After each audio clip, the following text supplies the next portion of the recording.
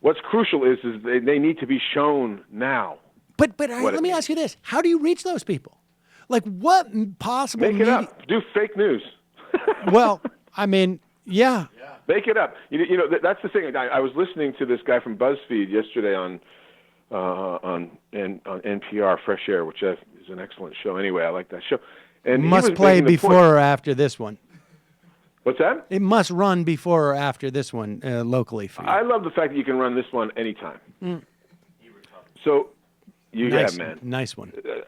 So this guy was on BuzzFeed talking about fake news, and I didn't really understand it, but like, there's a couple of things to know about it. It's basically a money-making enterprise. Right. They're just trying to get Google ad, hits, and that it's largely foreign, which was bizarre to me. And what they're essentially doing was they were trolling inside Facebook, I guess, to find out what made Trump chat groups, furious and made them link and share. Right. Because sharing is the way you get into advertising money, I guess. And they had hot buttons. Hillary's a criminal. Clearly, this sex scandal thing. There are things that they just will buy. And I think it's important to confess here to your audience that at some point during the campaign, I got caught up in one of these things that was an anti-Trump thing, where someone shared or something. I came across a headline, and I can't remember what it was, but it's Trump bankrupted, da-da-da. And it sort of appealed to my worst instincts, Mm-hmm. It got under my skin in this way, oh, look, everybody can see now. So I think that I actually posted this ridiculous thing on my Facebook for 10 minutes. And then I realized, and someone sort of back-channeled me, or I did a little more looking and discovered it was made up. So I don't think anybody's immune from that. But so you want to know how to communicate this stuff with them? I think that you need to not make news up, but you need to access these feelings and need to narrate against them. So, what did FDR do? If you see this as a kind of crisis of that level, a Depression-era kind of crisis, who are the talented politicians who can really tap into it? And don't tell me Bernie Sanders, because that's ridiculous. Where are the young talents? Where are the people who are going to come through? And I have to say, why is Sanders this is ridiculous? A big failing of Barack Obama. Barack Obama did not nurture the next generation. I agree with that. But wait, let me stop you. Why is Bernie Sanders not that guy in your opinion? Because he's 74 years old. Right. You need people. You need people of the next generation or the generation after. Right. I don't mean to be ageist about Bernie. It's just a fact. He has interesting things to say, and in hindsight, could he have done worse? I don't think so. Right. So, I've admitted to some millennial friends of mine that were big Bernie people that I was wrong. I thought that Hillary Clinton would be a better candidate, more electable. Boo. And there you go. I know, but I was just sort of practically speaking. I was not even. I don't vote. I'm not. Well, I think that's the hope with. I think the hope with Ellison is that under his leadership of the DNC, you're going to see more promotion and more, basically, oxygen and space for younger people who are, of the Sanders ilk. But it better come on hard and fast, right? Well, because, yeah. Because I think that if you game this forward, if you see for example, they move the embassy to Jerusalem, Israel annexes the West Bank and Gaza, or just leaves Gaza, and that becomes effectively the entire Palestinian nation. All those, if you see this kind of radical transformation, my friend Naomi Klein wrote a book about South American politics and how they used crisis in that context to radically change the social contract. I can't imagine they're going to try anything less here to radically and permanently change the social contract, to roll back Social Security, Medicare, to transform business regulation, environmentalism, to just, in 6 months, this country is going to be just, as I say, upside down, different. And it's not good enough to have, this guy Ellison, I don't think. It doesn't strike me can you name anyone? I mean, no. Ellison's the best you got? Well, I'm saying Ellison, at the very least, is going to spread assets and resources to areas where, certainly the Clintonites, and I would include the Obama administration, wouldn't be throwing seeds. But you're right; these things can't grow.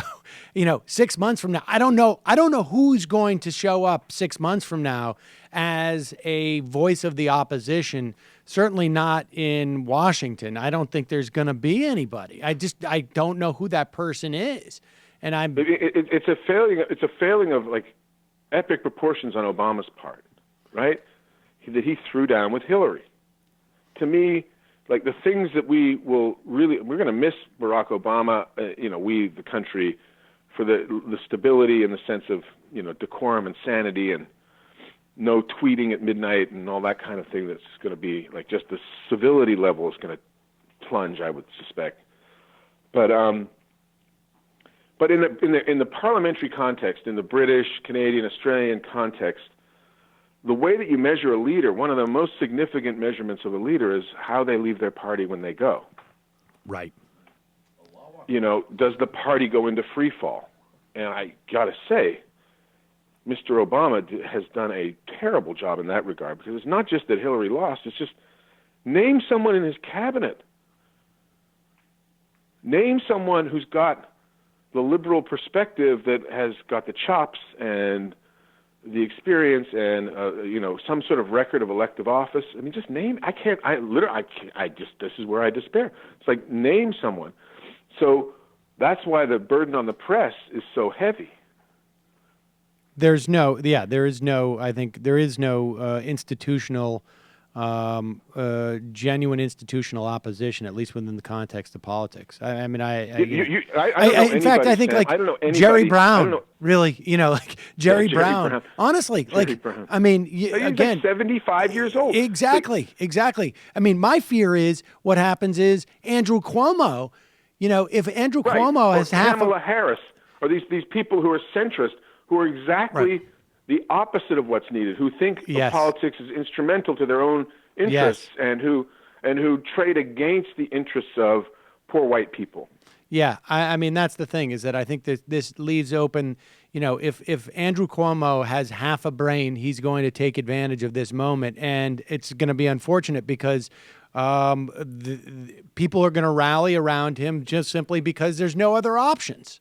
No, I don't believe that's true. One of the nicest experiences I had of this cycle was I met Zephyr Teachout. Right. For people who don't remember, she ran against Cuomo in New York State for the Democratic primary last go-around. And she's just just a regular Joe. I mean, you were thinking about doing it at one point, Sam. And then she kind of got the endorsement. I don't know if that's public information, but now it is. And Zephyr Teachout ran against Cuomo in the Democratic primary and got like 40% of the vote with $10 and a staff of none. I don't see, look, these trade agreements have been ruinous on some level. But she lost. She lost. No. But hear me out.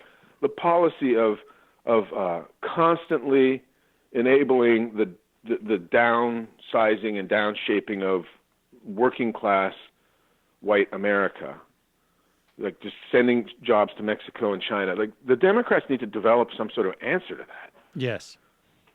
Because if there's no answer, and it sure as hell is not Andrew Cuomo. No, I agree. I believe me, the last thing in the world that I want is Andrew Cuomo, an ascendant Andrew Cuomo. But right. He has designs on the presidency. The best thing that Zephyr Teachout did, in my estimation, was at least kill those delusions, at least in the part of the political press. Andrew Cuomo may still have them, but he didn't get his 60% win as governor. Yeah. And, he's going to be... The only way Donald Trump gets 75% of the vote next go-around is if he's running against Andrew Cuomo. I don't think he's the answer, but my point is there's such a vacuum right now in Democratic leadership that, kind of bigger than that. It's Democratic thinking, isn't it? It's not even just leadership. Yeah. Yeah. It's just like policy. There's no policies. There's nothing there. And that is the gift, I think, ultimately of the Clintons. Hey, it's Sam Seder. Why don't you subscribe to this channel? You can do so right over here. Some over. Subscribe.